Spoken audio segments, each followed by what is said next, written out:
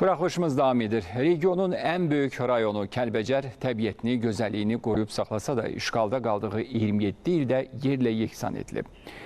Azadlığa qovuşduğu 4 ildən bir qədər çox müddətdə burada geniş yenidən qurma işləri aparılır. Yaşayış kompleksləri, sosial obyektlər tikilir. Yaxın vaxtlarda bir neçə kəndin də inşasına başlanılacaq.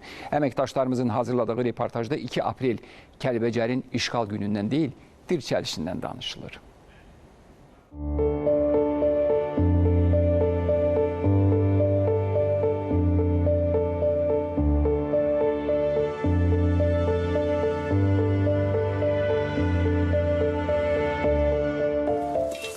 1993-cü il 2 apreldə işğal edildi Kəlbəcər. 27 illik işğal dönəmindən isə geriyə qalanlar sadəcə bunlardır. Bir də 4 il ərzində Azərbaycanın yenidən qurduğu Kəlbəcərə nəzər salaq.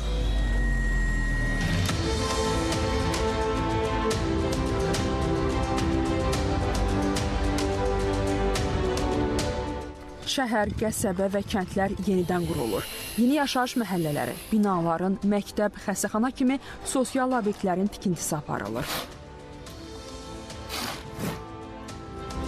8,7 hektar ərazidə inşa edilən birinci yaşayış kompleksində 524 mənzildən ibarət binaların tikinti işləri yekunlaşıb.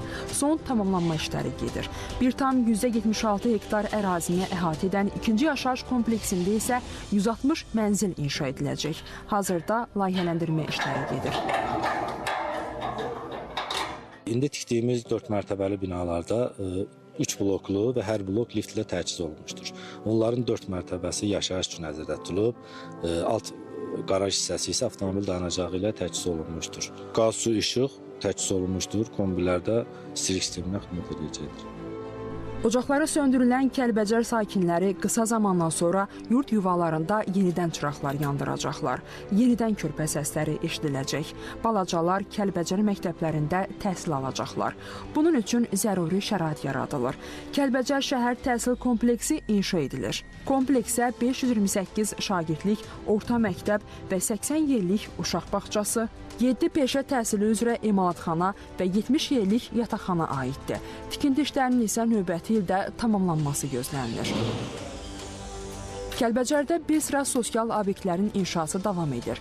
Bununla yanaşı yaxın zamanlarda Zar, Zallar və Yanşaq kəndlərində tikinti işlərinə başlanılacaq.